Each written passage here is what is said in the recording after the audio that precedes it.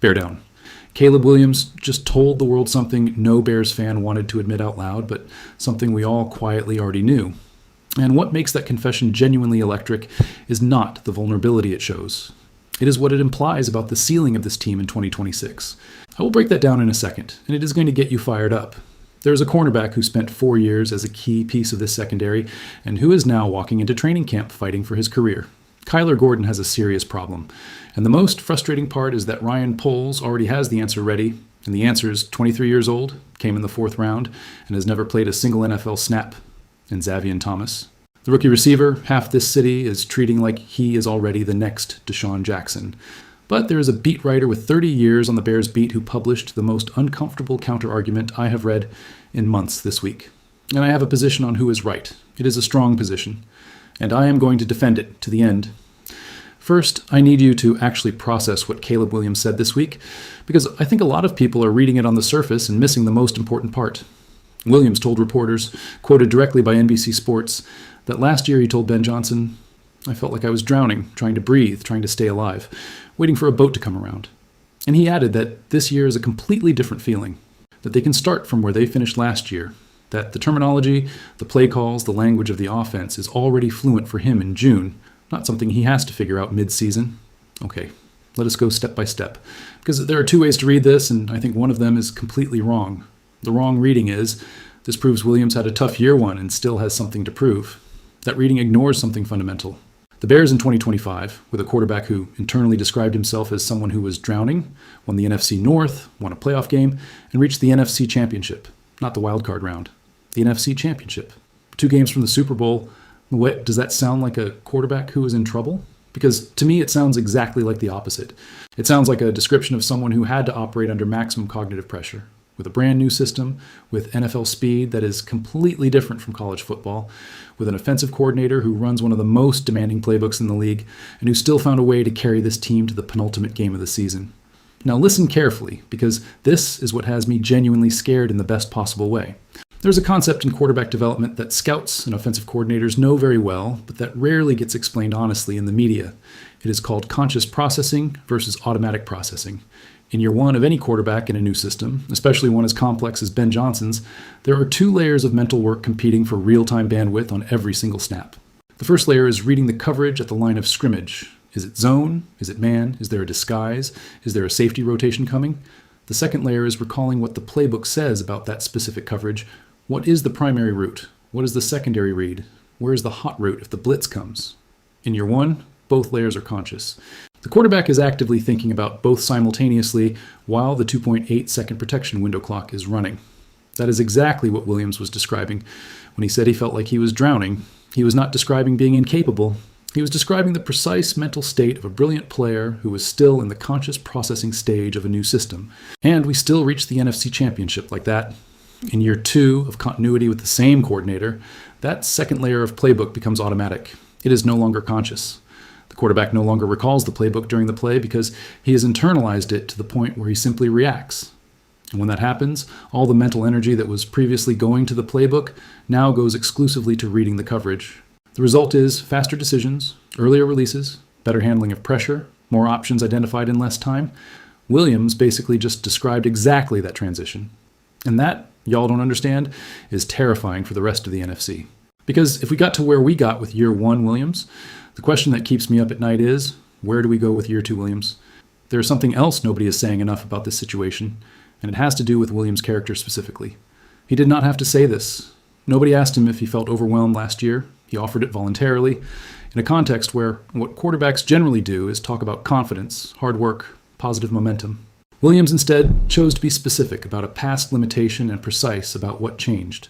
That is adult self-awareness. And quarterbacks with that level of self-awareness are exactly the ones who learn fastest year over year. There's an honest counter-argument worth presenting. Some beat reporters covering the Bears noted that Williams' production in the second half of 2025, specifically in the 3rd and 4th quarters of games, was considerably stronger than the first 7 weeks of the season. That is accurate. But it is also true that any offense adjusting midseason is normal, and the fact that Williams was able to accelerate while rival defensive coordinators already had 8 weeks of Ben Johnson film to study speaks equally well of his adaptability. Listen, if there is one thing this franchise needed to confirm before training camp, It is that their franchise quarterback is not in mental reconstruction mode, that the system does not overwhelm him anymore, that the year 1 to year 2 jump is actually happening. And Williams just confirmed exactly that publicly, in his own words. That is the most important news the Bears can put out in June, and I think most people are underestimating it. Let me be straight about something this fan base does not want to fully process. Kyler Gordon is in a much more fragile situation than most people are willing to admit. Not because of lack of talent, but because talent without availability in the modern NFL eventually stops having value. The numbers are what they are. 3 games missed as a rookie, 4 in year 2, 2 in 2024, and 14 in 2025. The year Ben Johnson arrived at Hollis Hall with enormous expectations, the year this organization expected Gordon to establish himself as one of the top slot corners in the NFC, Kyler Gordon played 2 games. 2. But more important than the number of games missed is what the reports reveal about how Johnson specifically talked about Gordon's injuries, because Johnson was not consistent across the board. With Romo Duns, who also dealt with health issues in 2025, Johnson publicly praised his fighter mentality, his ability to push back onto the field. With Gordon, the comments that filtered through beat reporters with direct Hollis Hall access were different. Johnson expressed that he wanted to see Gordon demonstrate that same mentality, that he wanted to see him push through more. Okay? And here is where I want to be very specific about why that matters, because I think there is a surface interpretation and a deeper interpretation of that contrast. The surface interpretation is that Johnson is questioning Gordon's toughness, that he does not want to play through pain, that he is taking the easy road. I do not think that is the right reading. The more honest interpretation is this. Johnson is a coach who evaluates his players not only on their talent, but on their ability to remain available under pressure, because his offense requires a defense that is present on the field to sustain the production rhythm he expects. A starting corner who plays 2 games out of 16 is not just a health problem. It is a game plan problem, a roster construction problem, and eventually a cap management problem. And Poles is already responding to that problem quietly but very clearly. The selection of Malik Muhammad in the 4th round of the 2026 draft is not an accident. Muhammad played outside corner in college. Yes, the transition to the slot requires time. But the fact that the Bears used a day 2 pick on a corner in a year when they already had Gordon on the roster is a signal that does not require much interpretation. Let me give you the most honest hypothesis I have for how this plays out. 1. Gordon starts 2026 as the slot corner starter with the current roster. 2. If Gordon can stay healthy 16 games and perform at the level he showed in 2023, when he allowed the 3rd lowest passer rating when targeted in the entire league and had a PFF score in the high 90s, the Bears very likely retain him. 3. If Gordon again misses significant time, Muhammad accelerates in the rotation, and Gordon enters the 2027 offseason with no guaranteed money remaining on his contract and a projected cap hit that exceeds $15 million. The cut would be immediate, over $8 million saved. That money in a roster that is building toward extensions on young players is too valuable for Poles to ignore. And here's the direct criticism I want to make about Gordon's situation, because I think it is fair. Gordon has the ability to be an elite corner in this system. I am not questioning him as a player. But 4 years in the league with an escalating injury pattern that peaked at 14 games missed in the most important Bears season in a decade, that is a reality the coaching staff has to plan around. And Poles is doing exactly that. The question for Gordon is not whether he has the talent. The question is whether his body can sustain 16 weeks under the physical load of a full NFL season. Nobody knows that answer yet. And the uncertainty alone is enough for the Bears to have an exit already prepared. Fam, let me be clear about one thing. I hope Gordon breaks every health record in 2026. And this conversation about Muhammad as a replacement is completely irrelevant by October. That is what I want. But what I want and what Poles has to plan for are 2 very different things. And what Poles is doing makes every bit of sense in the world. Okay, this is the topic where I have the most complex position of the 3 stories today. And I want to explain it carefully because I think the debate around Xavier Thomas says something very important about how NFL offseason journalism actually works. On one side, you have Clay Harbor of the Chicago Sports Network reporting direct Ben Johnson comments about Thomas from minicamp that are genuinely enthusiastic. Johnson said Thomas tends to make a play every day on the field, that if they can harness all that energy and make sure he can align correctly and run the routes the way they need them run, he could be a big weapon for them this year. Caleb Williams added that Thomas's hands are better than he expected for someone that fast, that he has made some tough catches, and that he genuinely cares about the work. On the other side, Gene Chamberlain, who has covered the Bears as a beat writer for 30 years, published in Bear Digest on SI this week the exact opposite argument. And his point is uncomfortable, but it is not dismissible. Chamberlain points out that the biggest highlight play most people are citing from Thomas in the minicamp, the long catch on a Caleb Williams throw, happened in a 7-on-7, not a full squad scrimmage. And on that play, the cornerback covering Thomas, apparently Tyreek Stevenson, appeared to think he had safety help behind him and released Thomas before realizing there was no safety on that side. It was not that Thomas smoked Stevenson with his speed. It was that there was a defensive communication breakdown that gave Thomas an open lane. And then Chamberlain goes further and says something that, keep it a buck, I think is completely valid as a contextual warning. He recalls when Luke Getsy, the offensive coordinator fired before Johnson arrived, talked almost identically about Velus Jones Jr. in his rookie minicamp of 2022. Nearly identical words about 4.3 speed, about the potential to make plays in the offense. We all know how the Velus Jones story ended with the Bears. Okay, so who is right? Harbor and the optimism, or Chamberlain and the skepticism? My honest position is this. Both of them are right about different things. Chamberlain is right that the media hype level around Thomas after a few OTA and minicamp practices is disproportionate. June minicamps without full contact are not a reliable evaluation laboratory. They never have been. And the Bears' history has enough Velus Jones situations to justify skepticism toward any third-round receiver who makes a few pretty catches in May and June. But Chamberlain is being a little unfair about one specific thing. Thomas is not simply a fast guy nobody had seen before. He ran a 4.28 40-yard dash officially at the Combine.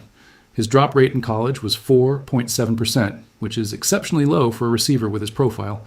And more importantly, Thomas's speed is not an ability that disappears when he arrives in the NFL. Speed transfers. What does not transfer automatically is route running, coverage diagnosis, timing chemistry with the quarterback. And that is exactly what Johnson is pointing to when he says if they can harness that energy, and if Thomas can align correctly and run the routes the way they need them run.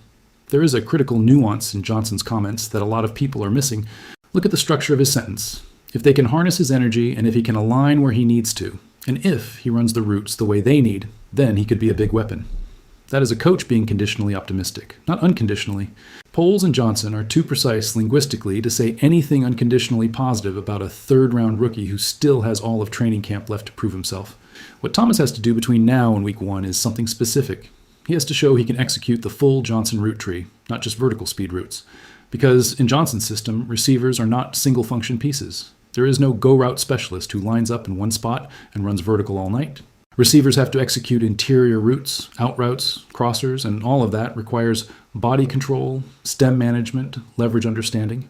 If Thomas can only run vertical with that speed and cannot work intermediate routes under coverage, defensive coordinators will ignore him on short downs and put a fast corner on him in open field third down situations.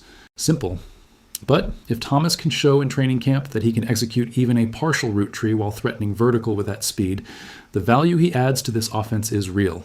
Because the question rival defensive coordinators will have to answer when Thomas is on the field next to Odunze and burden is, who takes the deep threat? If the safety stays with Thomas, Odunze gets more space on 12 to 15-yard routes. If the safety goes with Odunze, Thomas has the vertical lane. That does not require Thomas to be the best receiver on the team to be invaluable. It only requires him to be threatening enough that opponents have to account for him in their game plan. My conclusion on Thomas, Chamberlain is right to pump the brakes on uncontrolled hype. Harbor is right that there is a real talent base here. And Johnson, as always, has the most calibrated read of all three.